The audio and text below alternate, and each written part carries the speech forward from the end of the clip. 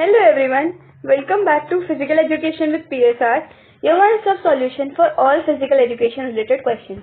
इस वीडियो में हम फीमेल एथलीट ट्राइड डिस्कस करने वाले हैं।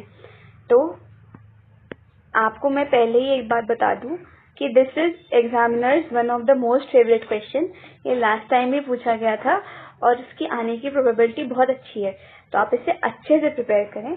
तो हाउ कैन द क्वेश्चन कम, या तो 1 मार्कर में कोई एक स्पेसिफिक पॉइंट पूछ लिया जाए, या 3 मार्कर या 5 मार्कर में they can ask to describe female athlete triad. तो फीमेल एथलीट ट्राइड सबसे पहले American college of sports medicine ने डिस्क्राइब किया था 1992। अब जैसा कि नेम सजेस्ट कर रहा है, इट इज अ ट्राइड, तो there will be 3 components. The 3 components are disordered eating, means there is gross abnormality, मतलब कुछ आपकी जो ईटिंग हैबिट्स हैं उसमें कुछ ड्रास्टिक चेंज आया जिसकी वजह से आपकी हेल्थ पे इम्पैक्ट पड़ा, so that is disordered eating. Second being amenorrhea. Amenorrhea is a type of menstrual dysfunction in which there is absence of periods. The third is osteoporosis. Osteoporosis is a disease of bones in which the bones become weak due to low bone density. हमारी bone जो है उनकी density, यानी bone में जो calcium और phosphorus का deposition है और भी जो डिफरेंट मिनरल्स की डिपोजिशन है वो कम हो रहा है किसी कारण से। तो ये 3 कंपोनेंट्स हैं ऑफ फीमेल एथलीट ट्राइड। अब आप देखो कि ये तीनों कंपोनेंट्स एक दूसरे से इंटरलिंक्ड हैं, मतलब इनमें से कोई एक भी हो तो बाकी 2 के होने के चांसेस बढ़ जाते हैं। These are inter related. ये दिस एरो मीन्स कि ये दोनों एक दूसरे की वजह से हो भी सकते हैं, और अगर इन दोनों में से कोई एक हुआ है तो दूसरे के होने के चांसेस भी होते हैं। तो आप देखो ये तीनों के बीच में यही वाले एरो लगे हुए हैं, तो इसका मतलब है ये एक दूसरे के कॉज भी हैं और इफेक्ट भी हैं। मतलब इनमें से कोई एक हुई तो 2 के होने के चांसेस बढ़ जाएंगे, और अगर कोई एक हो रखी है हुई है इसका मतलब बाकी 2 का कहीं ना कहीं शायद बॉडी में प्रेजेंस है डिसफंक्शन का, या फिर हम ऐसे कह सकते हैं कि दिस इज अ ट्राइड। ये तीनों साथ में ही बॉडी में एंटर करती हैं और साथ में ही परफॉर्मेंस को हैम्पर करती हैं एक वुमेन स्पोर्ट्स एथलीट की।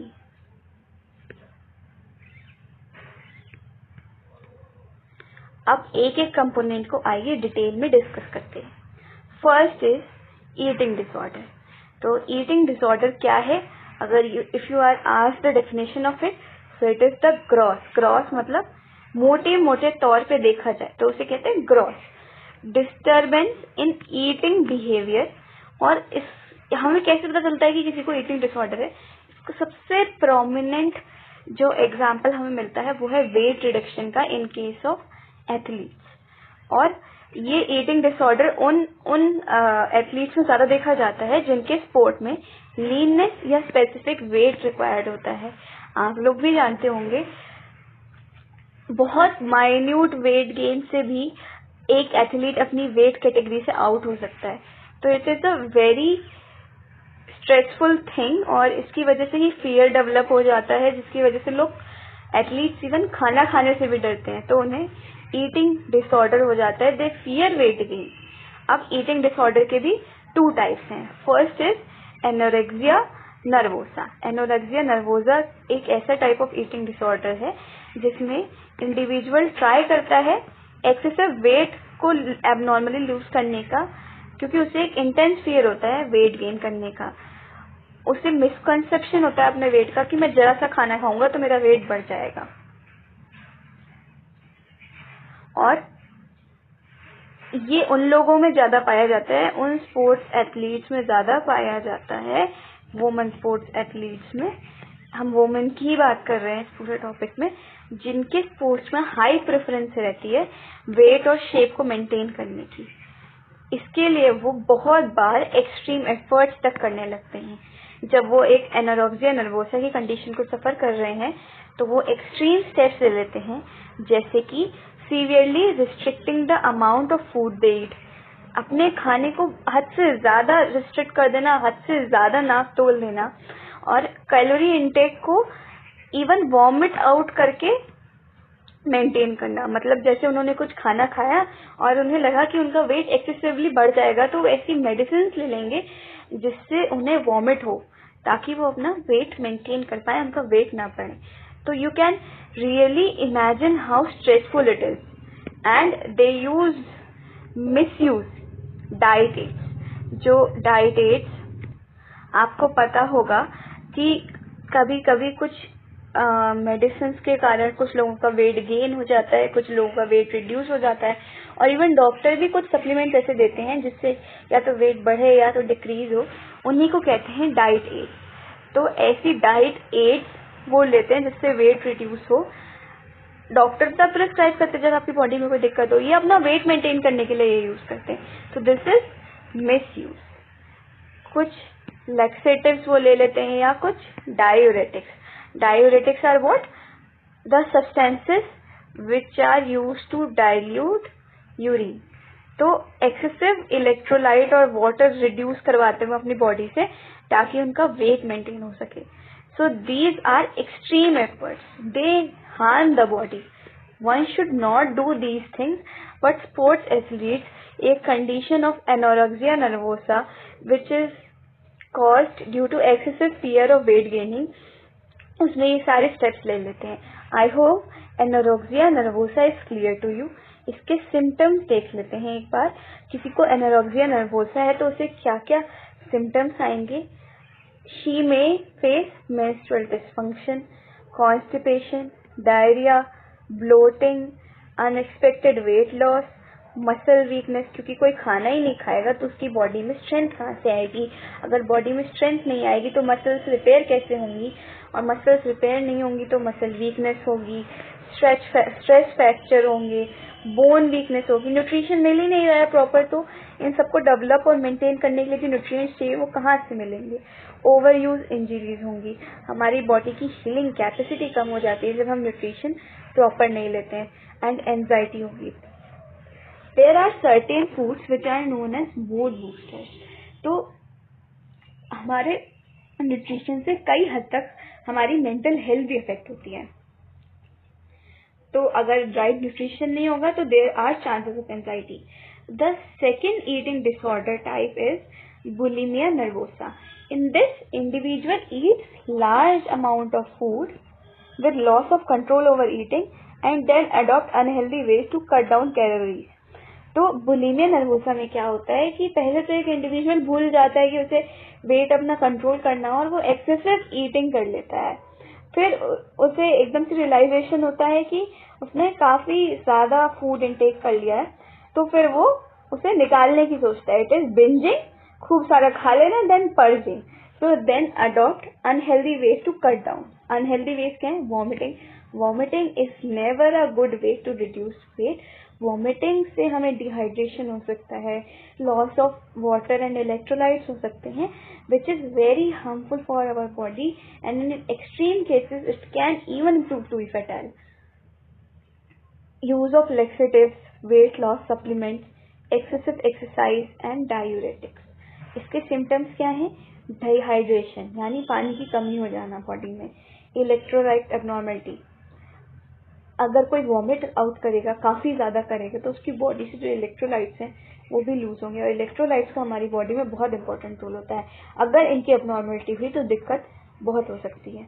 एक्सट्रीम वेट फ्लक्चुएशन होगा, क्योंकि कोई पहले भूल जा रहा है कि उसे खाने में कंट्रोल करना है। मतलब एक लिमिट पे कंट्रोल करना अच्छा होता है, लेकिन कोई एकदम से भूल जा रहा है कि उसे खाने में कंट्रोल करना है, and she binges a lot, then she purges a lot. फिर वो निकालने के बारे में ज्यादा सोच रहे हैं, पहले वो खा ले रहे हैं खूब सारा। तो this is a condition of bulimia nervosa. Menstrual irregularity, dental problem, oedema. Oedema refers to excessive tissue fluid collection. मतलब बॉडी में सिर्फ नॉर्मल लेमन भाषा में अगर कहें तो एक्सेसिव फ्लूइड रिटेंशन जब होता है तो उसे एडिमा कहते हैं। तो बॉडी में एक तरीके से फूल जाना, सूजन आ जाना because of water retention. Weakness होगी एंड क्रैम्प्स होंगी, मस्कुलर क्रैम्प्स, एब्डोमिनल क्रैम्प्स, क्योंकि electrolyte abnormality. Electrolyte are very important in order to maintain the regular functioning of body. And the lastly depression, because अगर कोई अपनी body के साथ इस हद तक का खिलवाड़ करने लगेगा तो it is very painful and at last it affects the mental health. तो depression is also prominent symptom of bulimia nervosa. अब हमने ईटिंग डिसऑर्डर तो कंप्लीट कर लिया. हमारा second component of female athlete triad है menstrual dysfunction. Menstrual dysfunction is what? It is abnormality in normal menstrual cycle. It is common in sports women. और अगर हमने मेंस्ट्रुअल डिसफंक्शन किसी लेडी में है और उसे इग्नोर किया तो वो कहीं ना कहीं बोन मिनरलाइजेशन को भी हैम्पर करता है, because low levels of estrogen and progesterone make the bones weak, क्योंकि डीमिनरलाइजेशन होने लगता है यानी मिनरल्स हटने लगते हैं. और मेंस्ट्रुअल डिसफंक्शन में भी सबसे प्रोमिनेंट कंपोनेंट जो है वो एमेनोरिया का है. फीमेल एथलीट ट्राइड का जो कंपोनेंट है वो ही एमेनोरिया है, सेकेंड कंपोनेंट जो स्पेसिफिकली उसमें मेंशन किया गया है. तो एमेनोरिया भी 2 टाइप्स के होते हैं. First is primary amenorrhoea and second is secondary amenorrhoea. Primary amenorrhoea का मतलब menstruation does not start at puberty, और सेकेंडरी एमेनोरिया का मतलब वो स्टार्ट तो हो गया था लेकिन 3+ मंथ्स के लिए वो मेंस्ट्रुएशन नहीं हो रहा है, मेंसेस फ्लो नहीं हो रहे हैं, तो that condition is known as secondary amenorrhoea. अब इस वजह से जो स्केलेटल हेल्थ होती है वो बहुत सफ़र करती है, और जो एक इस मेंस्ट्रुअल डिसफंक्शन ऑफ एमेनोरिया की कंडीशन वाली फीमेल एथलीट है उसका skeletal health is comparatively weaker और lower than the woman who is sedentary. So you can imagine the effect of it. The last component is osteoporosis, जिसे हम generalize term में कहते हैं लो बोन मिनरल डेंसिटी. इसे previously osteoporosis बोला जाता था, बट अब रिवीजन के साथ इसे एक जनरलाइज्ड वे में लो बोन मिनरल डेंसिटी कहा जाता है. बट एग्जाम में आपने ऑस्टियोपोरोसिस जरूर से लिखना है. ऑस्टियोपोरोसिस एक ऐसी कंडीशन है जिसमें बोन फ्रेजिलिटी इंक्रीज हो जाती है, मतलब बोन के वियर और टियर के चांसेस बढ़ जाते हैं, और बोन स्ट्रक्चर में भी डिस्टर्बेंस आता है, और बोन मिनरल डेंसिटी भी कम हो जाती है, यानी बोन में जो मिनरल का डिपोजिशन है कैल्शियम और फास्फोरस का वो भी कम हो जाता है. अब इसके सिम्टम्स क्या आएंगे? पेन होगा, बिकॉज हड्डियों में पेन होगा. अगर हड्डियां वीक होंगी तो डिफॉर्मिटी होगी, डिसेबिलिटीज हो जाएंगी, इम्प्रॉपर डाइट हो जाएगी, एमेनोरिया हो जाएगा. मैंने कहा था कि तीनों कंपोनेंट्स एक दूसरे के कॉज भी हैं और इफेक्ट भी हैं. Low levels of oestrogen and progesterone होंगे तो ये कंडीशन अराइज होती है. Low levels of oestrogen and progesterone promote bone demineralisation.